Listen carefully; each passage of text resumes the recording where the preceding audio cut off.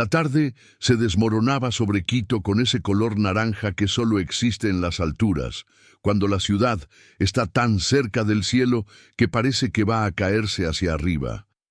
Era julio de 1959, y las calles del barrio La Mariscal bullían con ese ruido particular de una ciudad que despierta lentamente de sus propias traiciones. Las montañas vigilaban desde la distancia, indiferentes, como siempre. Nadie sabía entonces que tenían muy poco tiempo de vida en común. Nadie lo sabía excepto, quizás, un niño de 9 años llamado Andrés Morales, que vivía en una casa de bahareque y techo de zinc en la calle Amazonas, a 3 cuadras de donde la ciudad decidía terminar y comenzaba la oscuridad del páramo.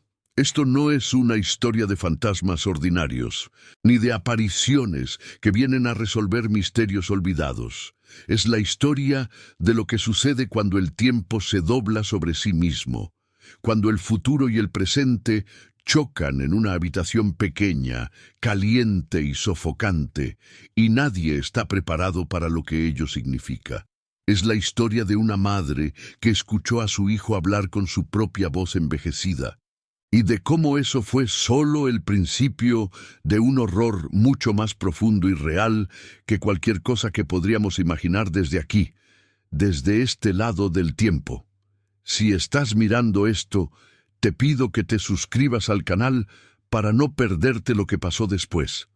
Comenta desde dónde nos ves, desde qué lugar del mundo está escuchando esta historia que permanece guardada en los archivos policiales de Quito, como un secreto que nadie debería haber descubierto.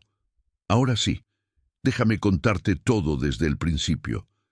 María Elena Morales había criado a Andrés sola, después de que su esposo desapareciera en 1954 durante los tumultos políticos que sacudían a Ecuador. Ella limpiaba casas en el norte de la ciudad, en esos barrios donde vivía la gente que tenía dinero, la gente que podía ignorar la pobreza porque la tenían bien lejos. Andrés era un niño callado, inteligente, que leía los libros viejos que encontraba en los mercados y que pasaba las tardes sentado en el pequeño patio de su casa, bajo el árbol de durazno que su padre había plantado antes de desaparecer. Era un niño que no causaba problemas, que no hacía ruido, que existía como si estuviera pidiendo permiso al mundo para estar aquí. Todo cambió a mediados de julio, cuando María Elena comenzó a notar algo extraño en el comportamiento de su hijo. Andrés dormía mal, se levantaba en las madrugadas y ella lo escuchaba susurrando en su habitación. Al principio pensó que era solo un niño, que los niños hablan en sueños, que eso es algo completamente normal. Pero una noche, alrededor de las 2 de la mañana, ella salió de su cuarto preocupada porque no había escuchado al niño en horas, y abrió la puerta de la habitación de Andrés. Lo que vio la hizo quedarse completamente inmóvil en el umbral. Andrés estaba sentado en su cama completamente despierto, con los ojos abiertos, mirando hacia la pared, pero hablando en una voz que no era la suya. Era una voz más profunda, cansada, la voz de un hombre adulto que parecía estar viniendo desde muy lejos. «No puedes hacer nada para evitarlo, pequeño», decía la voz desde la garganta del niño. «Ya lo intentamos, yo lo intenté, todos intentamos evitarlo, y mira dónde estoy ahora», María Elena gritó. El sonido de su propio grito la sacó del shock y Andrés despertó de golpe, asustado, sin recordar absolutamente nada de lo que había estado diciendo. Los días siguientes fueron una pesadilla creciente. María Elena no sabía si llevar a su hijo con un médico o con un sacerdote. En una ciudad como Quito, en 1959, estas cosas estaban en el borde confuso entre la medicina y lo sobrenatural. Ella eligió a un médico primero, un tal doctor Herrera, que tenía una pequeña clínica en la Avenida Patria. El doctor examinó a Andrés, le hizo preguntas simples, Lo miró a los ojos con esa expresión de profesional que intenta determinar si está frente a una enfermedad real o frente a histeria. El niño está sano, concluyó el doctor después de casi una hora de revisión. A veces los niños tienen pesadillas, imaginación muy activa. Dele un poco de té de camomila por las noches, que duerma más horas, y probablemente todo esto desaparezca. María Elena salió de la clínica sin estar convencida.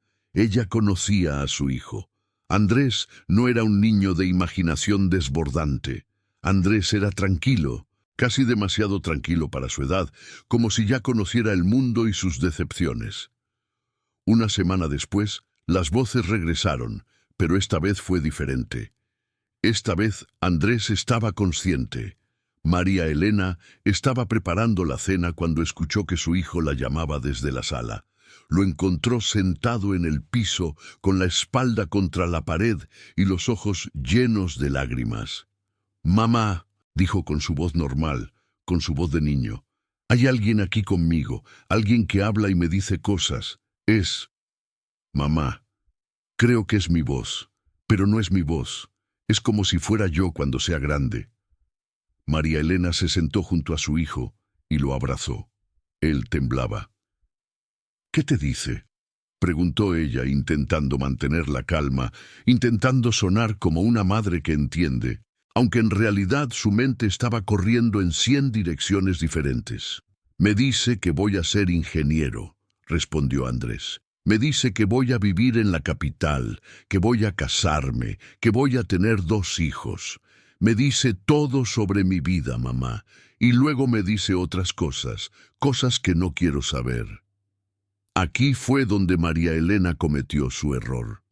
Impulsada por la curiosidad, impulsada por el miedo, impulsada por todo lo que no entendía, ella preguntó: «¿Qué otras cosas? ¿Qué es lo que no quieres saber?». Andrés la miró con los ojos de un niño que acababa de recibir una carga demasiado pesada para sus hombros. «Me dice cuándo voy a morir, mamá. Me lo dice cada noche. Y me dice que mañana pasará algo, algo en esta casa, algo que va a cambiar todo para siempre». María Elena apartó la vista de su hijo, sin saber qué hacer, sin saber cómo procesar esa información. Pasaron el resto de la noche en silencio, abrazados, esperando a que llegara mañana. Mañana llegó como llegan todos los mañanas, con la indiferencia completa de los días. Fue un martes, el 29 de julio de 1959, con un cielo gris sobre Quito y la promesa de lluvia en el aire. María Elena se despertó temprano para ir a trabajar. Tenía una casa para limpiar en La Serena, en el lado norte de la ciudad, en una mansión blanca con jardines que parecían salidos de una revista internacional. Ella besó a Andrés en la frente mientras dormía. Le dejó dinero en la mesa para que comprara algo de comer en la tienda de Don Miguel, la tienda que estaba a media cuadra de la casa, y se fue como cada martes. Andrés pasó la mañana solo, como la mayoría de los días. Era un niño que sabía cuidarse a sí mismo, que no necesitaba supervisión constante. Fue a la tienda de Don Miguel y compró pan y queso. Luego volvió a casa y pasó las horas leyendo un libro sobre astronomía que había encontrado en el mercado. Un libro viejo del que faltaban varias páginas, pero que de todas formas lo fascinaba. Alrededor de las 3 de la tarde, cuando el cielo comenzaba a cambiar de color, Andrés escuchó un sonido fuera de la casa. Era el sonido de un carro que se detenía frente a su puerta. Andrés se asomó por la ventana. Vio a un hombre bajando de un automóvil negro, un hombre que vestía un traje oscuro y que llevaba un portafolios. El hombre caminó hasta la puerta de la casa de Andrés, pero no tocó a la puerta.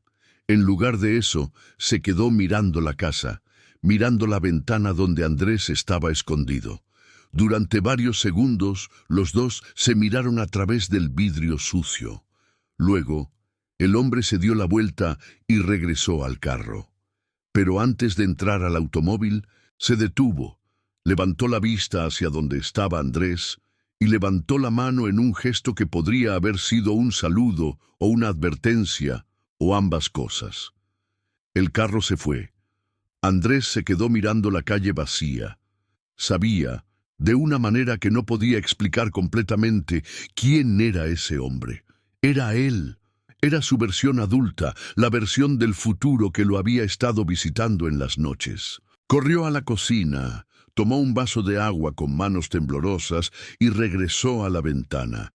La calle estaba vacía. Quito seguía siendo Quito, indiferente, sin saber que acababa de presenciar algo que no debería ser posible. Cuando María Elena regresó a casa alrededor de las 6 de la tarde, encontró a Andrés en la cama, aparentemente dormido, pero despierto, con los ojos abiertos, mirando hacia el techo. «¿Qué pasó?», preguntó ella sentándose a su lado. Andrés le contó todo. La visita del hombre, el reconocimiento mutuo a través de la ventana, la sensación de que el futuro acababa de visitarlo en persona, no solo en las voces de la madrugada. María Elena escuchó todo sin interrumpir, y cuando Andrés terminó, ella también se quedó en silencio, sin saber qué pensar, sin saber cómo procesar esta información que contradecía todo lo que ella creía sobre la realidad. Esa noche, María Elena hizo algo que probablemente fue un error, pero que en ese momento le pareció la única opción racional que tenía. Fue a casa de su hermano Rafael, que vivía a 3 calles de distancia. Rafael era policía, o al menos eso era lo más cercano a una autoridad que María Elena podía encontrar. Rafael trabajaba en la comisaría de la Mariscal, y aunque no era el hombre más ilustrado del mundo, al menos era alguien que podía escuchar, alguien que podía tomar decisiones basadas en evidencia y no en superstición. Rafael escuchó la historia de su hermana con la expresión de alguien que está escuchando a una persona que probablemente está perdiendo la cabeza. Pero Rafael amaba a su hermana y amaba a su sobrino, así que decidió al menos hacer algo. Acordó venir a la casa de María Elena al día siguiente para hablar con Andrés. María Elena regresó a casa algo más tranquila, aunque no completamente. Esa noche, ella no escuchó ningún sonido extraño viniendo de la habitación de su hijo. Andrés dormía profundamente, o al menos fingía estarlo. El silencio de la casa era casi más aterrador que cualquier voz que pudiera venir del futuro. Rafael llegó a la casa de María Elena al día siguiente por la mañana. Era un hombre de unos 40 años, con un uniforme de policía que llevaba con cierta dignidad, aunque su cara mostraba claros signos de cansancio, de trabajar en una ciudad donde los crímenes excedían siempre los recursos. Él tomó asiento en la sala mientras María Elena le servía café, y luego llamó a Andrés. El niño bajó las escaleras lentamente, con la cautela de alguien que sabe que es el centro de atención de una manera que no le gusta. Rafael le habló con la voz de un oficial de policía, no la voz de un tío. Andrés, tu mamá me ha contado algunas cosas interesantes. Ella me dice que has estado teniendo pesadillas, que has escuchado voces. ¿Es cierto? Andrés asintió, sin levantar la vista. ¿Puedes describirme exactamente qué escuchas?, preguntó Rafael, sacando un pequeño cuaderno del bolsillo de su uniforme. Andrés levantó la vista y miró a su tío a los ojos. «Es mi voz», dijo, «pero envejecida. Es como si alguien tomara mi voz cuando tenga 35 años y la pusiera dentro de mi cabeza ahora. Y me habla sobre mi futuro, me dice cosas que van a pasar». Rafael escribió en su cuaderno, aunque no estaba seguro de por qué estaba escribiendo. Esta no era una situación que pudiera resolver como oficial de policía. Esto era una situación que requería de alguien más, alguien que supiera sobre la mente, sobre lo que sucede cuando la mente de un niño comienza a fracturarse en edad tan temprana. ¿Ha mencionado algo específico?, preguntó Rafael. ¿Algún evento? ¿Alguna fecha? ¿Algún evento que podamos verificar? Andrés vaciló. Dice que va a ser ingeniero civil. Dice que va a trabajar en la construcción de caminos. Dice que voy a vivir hasta los 38 años. Aquí, Andrés hizo una pausa, como si estuviera lidiando con algo que le dolía pronunciar. Y dice que va a pasar algo hoy, aquí, en esta casa, algo que va a cambiar todo. Dice que hoy voy a aprender que algunas cosas no pueden cambiarse, no importa cuánto lo intentes. Rafael cerró su cuaderno, miró a su hermana, luego miró al niño. La experiencia le decía que estaba presenciando algo genuino, aunque no entendía qué era. No era la mentira de un niño buscando atención, era algo más profundo, más verdadero. ¿Qué es específicamente lo que va a pasar hoy?, preguntó Rafael. No lo sé, respondió Andrés con la voz tranquila de alguien que ya ha aceptado su impotencia. La voz no me lo dice, solo dice que sabré cuando suceda. Dice que es algo que está fuera de mi control. Rafael se quedó con ellos durante las siguientes horas. Pasó la tarde en la casa esperando que sucediera algo, cualquier cosa que justificara el viaje desde la comisaría. María Elena preparó comida. Ellos comieron juntos. Afuera, Quito continuaba con su vida de todos los días, sin saber que en esa pequeña casa en la calle Amazonas, en el barrio La Mariscal, algo estaba a punto de cambiar. Alrededor de las 6 de la tarde, comenzó a llover. No fue la lluvia típica de Quito, esa lluvia ligera que cae como si tuviera miedo de tocar el suelo. Fue una lluvia fuerte, torrencial, el tipo de lluvia que sugiere que el cielo está furioso, que el universo está tratando de lavar algo que no puede ser lavado. Rafael estaba en la sala, leyendo un periódico viejo, cuando escuchó el sonido de vidrio rompiéndose en la cocina. Se levantó, corrió hacia la cocina y encontró que un rayo había impactado el árbol de durazno en el patio. El árbol estaba completamente carbonizado, dividido por la mitad, con las ramas ardiendo como si fueran antorchas. Las llamas subían hacia el cielo, iluminando la lluvia, creando un espectáculo de fuego y agua que era casi sobrenatural. Rafael gritó, «¡María Elena!». Pero María Elena ya estaba en la puerta, jalando a Andrés fuera de la cocina.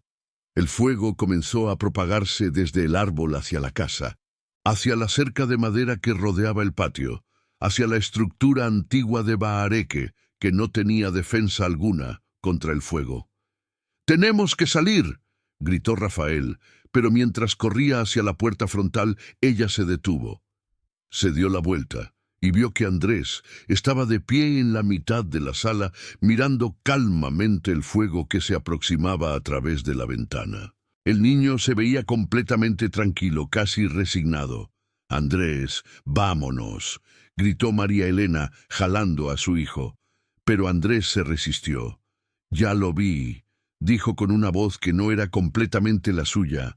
«Lo vi desde el futuro. Así es como muere. Así es como muero. El fuego viene de los cielos, viene de lo que no puedo controlar, y vengo aquí en la lluvia para advertirme, pero no importa. No importa lo que intente, porque el futuro es más fuerte que yo». María Elena escuchó estas palabras que salían de la boca de su hijo, pero no era la voz de su hijo. Era la voz del hombre adulto, la voz del futuro, y ella comprendió en ese momento lo que había estado sucediendo durante toda la semana. Su hijo no estaba siendo visitado por su yo futuro. Su hijo estaba siendo visitado por su yo futuro, porque su yo futuro sabía exactamente lo que estaba a punto de suceder, y había estado corriendo hacia atrás a través del tiempo para intentar, de alguna manera, advertirse a sí mismo, para intentar cambiar lo que sabía que era inevitable. Rafael agarró a Andrés y lo levantó en brazos, ignorando la voz extraña que provenía de la boca del niño. «¡María Elena, a la puerta!», gritó. Ella corrió hacia la puerta frontal, la abrió y ambos salieron a la lluvia. Detrás de ellos, la casa comenzó a colapsar. El fuego había alcanzado ya el techo y las estructuras de bahareque y zinc no tenían la menor posibilidad de resistencia. Caballaban detrás de ellos a medida que corrían hacia la calle, hacia la seguridad relativa de la acera mojada. Otros vecinos habían salido de sus casas asustados por el fuego, asustados por el rayo que parecía haber caído del cielo con intención específica. Los bomberos llegaron alrededor de 1 hora después, pero para entonces la casa de María Elena era solo cenizas y humo. Nada se pudo salvar. Todo lo que la familia tenía, todo lo que representaban sus años de trabajo y supervivencia, fue consumido por el fuego en cuestión de minutos. María Elena se sentó en la acera mojada, viendo cómo su casa ardía, viendo cómo la vida que había construido se desmoronaba literalmente ante sus ojos. Andrés estaba sentado a su lado, completamente callado, completamente tranquilo. «Lo siento, mamá», dijo el niño después de varios minutos de silencio. «Intenté cambiar lo que vi. La voz me dijo que si hacía cierto tipo de cosas, si decía ciertas palabras, podría evitar que sucediera. Pero no funcionó». María Elena no respondió. No sabía qué decir. Su hermano Rafael estaba hablando con los bomberos, explicando lo que había sucedido, contando sobre el rayo, sobre la lluvia, sobre todo lo demás. Pero lo que no podía explicar era lo imposible, lo que había visto en los ojos de su sobrino cuando la voz del futuro hablaba a través de su cuerpo. Los siguientes días fueron una mezcla de crisis prácticas y preguntas sin respuesta. La familia fue a vivir temporalmente con Rafael en su pequeño apartamento en La Mariscal. María Elena se ocupó de los trámites de seguros, de las complicaciones burocráticas que vienen después de perder todo. Ella no volvió a trabajar durante 2 semanas, simplemente no podía. Andrés asistía a la escuela como si nada hubiera sucedido, como si no hubiera sido el epicentro de un evento que desafiaba toda lógica conocida. Pero María Elena notaba que su hijo era diferente ahora, era más viejo. No físicamente, pero en la manera en que llevaba el peso del mundo en sus hombros. Fue Rafael quien decidió que deberían hacer un informe oficial, no porque creyera que algo podría suceder con ese informe, sino porque sentía una obligación como oficial de la ley de documentar eventos significativos. Así que se sentó con María Elena y Andrés e hizo un reporte detallado de lo que había sucedido. La semana de voces extrañas, la visita del hombre en el automóvil negro, la predicción del rayo, el incendio, todo. Lo presentó a su superior en la comisaría, quien lo leyó con una expresión entre la incredulidad y la curiosidad profesional. El superior de Rafael, un capitán llamado Fernández, que había estado en la policía de Quito durante 30 años, decidió que esto era suficientemente inusual como para ser investigado de manera más profunda. Pidió que trajeran a Andrés a la comisaría para un interrogatorio formal. No era una acusación, sino simplemente un procedimiento estándar para entender mejor la situación. María Elena estaba nerviosa sobre esto, pero Rafael la tranquilizó. Solo eran preguntas, nada más. Nada que temer. Andrés fue llevado a la comisaría un viernes por la mañana. Fue colocado en una pequeña habitación con el capitán Fernández y con Rafael. No fue una habitación amenazadora, solo un cuarto normal, con una mesa, sillas y una ventana que miraba hacia los tejados de Quito. El capitán Fernández comenzó a hacer preguntas, las mismas preguntas que Rafael ya había hecho, pero en un contexto más oficial, más formal. Andrés respondió a todas con paciencia, con la calma de alguien que ya ha procesado el trauma de lo que había sucedido. ¿Eres consciente?, preguntó el capitán Fernández, ¿de que lo que describes es físicamente imposible?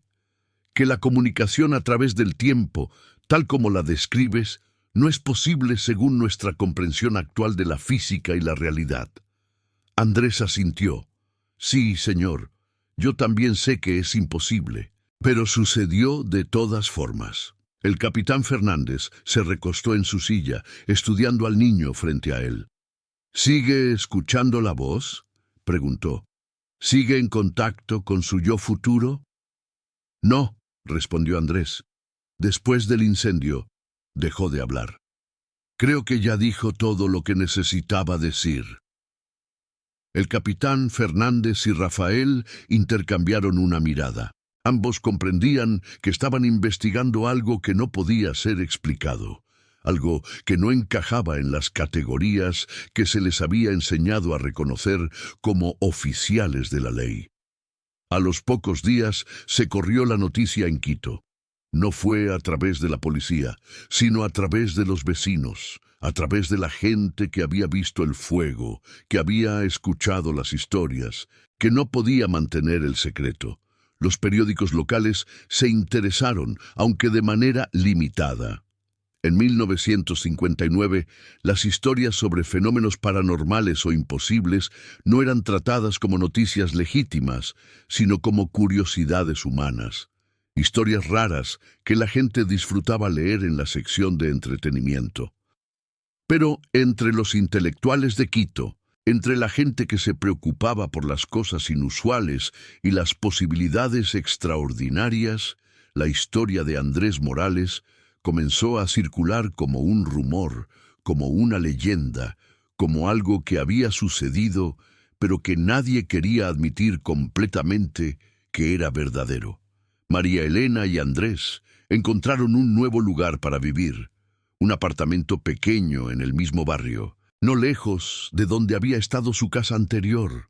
La vida continuó, como la vida tiende a hacer. Andrés asistía a la escuela.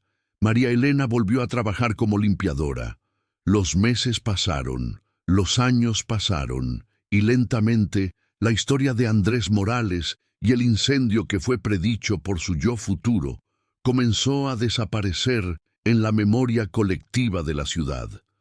Pero hay más en esta historia. Hay algo que nadie supo en ese momento, algo que solo fue descubierto años después, en 1987, cuando un historiador de Quito llamado Dr. Ernesto Aguirre estaba investigando archivos policiales antiguos y encontró el reporte del capitán Fernández sobre el incidente de Andrés Morales. El doctor Aguirre, intrigado por la historia, decidió intentar localizar a Andrés, que para entonces tendría 37 años, casi 38, la edad exacta que la voz del futuro había mencionado en 1959.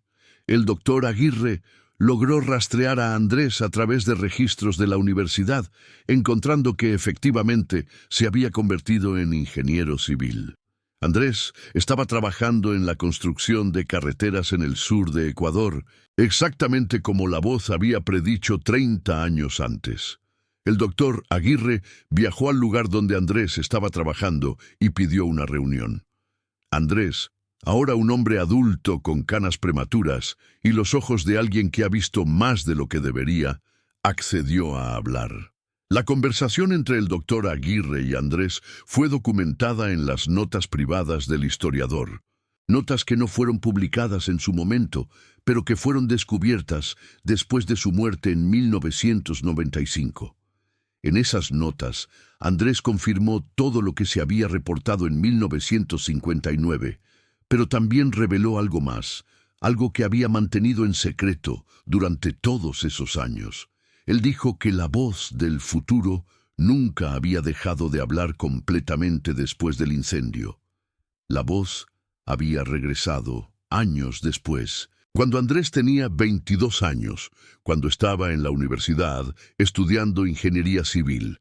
Según las notas, Andrés reportó que la voz le había dicho que viajara a Ibarra, una ciudad al norte de Ecuador, donde supuestamente iba a conocer a una mujer llamada Catalina. La voz le había dicho exactamente dónde la encontraría, en qué calle, en qué hora, todo con una precisión que era imposible de ignorar. Andrés siguió las instrucciones y efectivamente encontró a Catalina exactamente donde la voz le había dicho. Se casaron 3 años después. Tuvieron 2 hijos, como había sido predicho. Pero la voz también había compartido otras cosas con Andrés a lo largo de los años, cosas sobre los eventos que sucederían no solo en su vida, sino en la vida de otros, cosas que él elegía no revelar. Lo más significativo que Andrés le había contado al doctor Aguirre era esto. La voz le había predicho el resultado del terremoto de 1987, el terremoto que devastó partes de Ecuador, incluyendo regiones donde Andrés estaba trabajando. La voz le había dicho exactamente dónde iba a estar seguro, qué estructura se iba a colapsar, quién iba a morir y quién iba a sobrevivir. Andrés había compartido esta información con sus colegas, pero nadie lo creyó, hasta que todo sucedió exactamente como fue predicho. Varias vidas fueron salvadas porque Andrés insistió que ciertos edificios fueran desalojados horas antes de que el terremoto golpeara. Pero hay más, y esto es lo más perturbador. En las notas del doctor Aguirre hay una página donde Andrés le confió algo que lo había estado atormentando durante 30 años. La voz le había predicho el día exacto de su muerte. Le había dicho que moriría a los 38 años, en un accidente que involucraba construcción y una falla estructural en un puente que estaba siendo construido en el sur de Ecuador. La voz le había incluso descrito los detalles, la hora exacta, el nombre de la persona que estaría con él en el momento, todo. Y cuando Andrés le contó esto al doctor Aguirre, ya era 37 años, casi 38. El doctor Aguirre le preguntó directamente, ¿tienes miedo? Y Andrés respondió, no tengo miedo porque no puedo hacer nada para cambiarlo. Ya lo intenté una vez cuando era niño. Intenté cambiar el futuro, intenté evitar el incendio, intenté negociar con el futuro. Pero el futuro siempre gana, siempre sabe más que tú, siempre está un paso adelante. Así que ahora solo espero que lo que suceda sea rápido, que no cause sufrimiento. Lo que sucedió después fue predecible, en cierto sentido.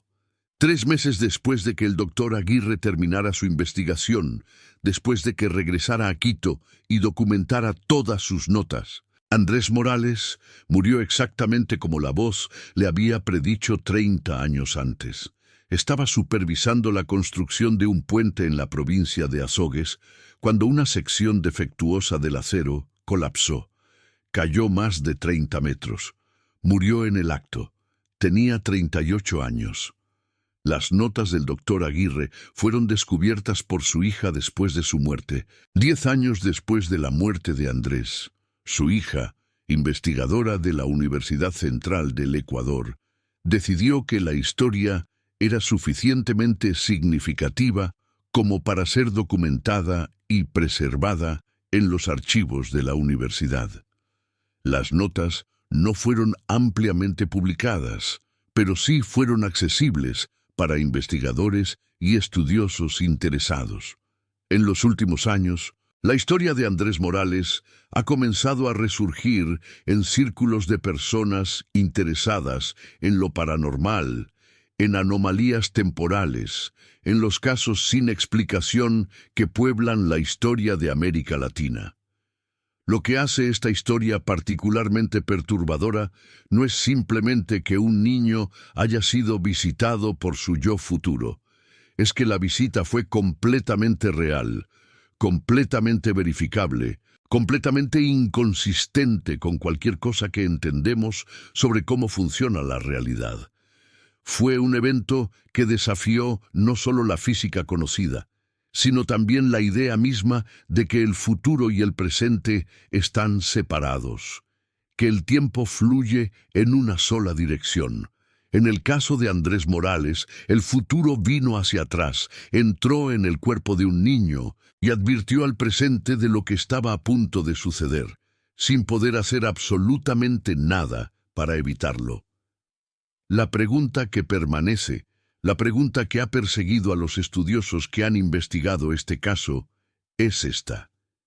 Si el futuro pudo comunicarse con el presente en el caso de Andrés, ¿qué otras instancias de comunicación temporal podrían haber ocurrido?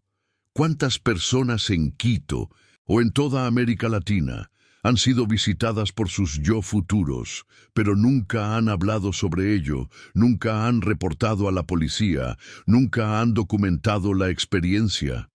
Y si estas visitas son no un evento raro, sino parte de un fenómeno mucho más amplio que simplemente no entendemos, María Elena, la madre de Andrés, vivió hasta 1995, el mismo año que murió el doctor Aguirre. Ella pasó sus últimos años viviendo con su hermano Rafael, quien sobrevivió a ella por 5 años más.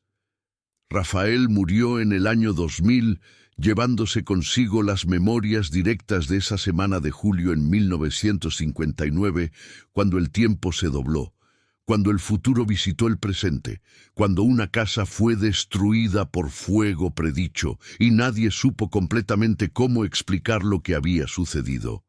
Hoy, en el barrio La Mariscal de Quito, no hay nada que marque el lugar donde estuvo la casa de María Elena Morales. La calle Amazonas ha cambiado.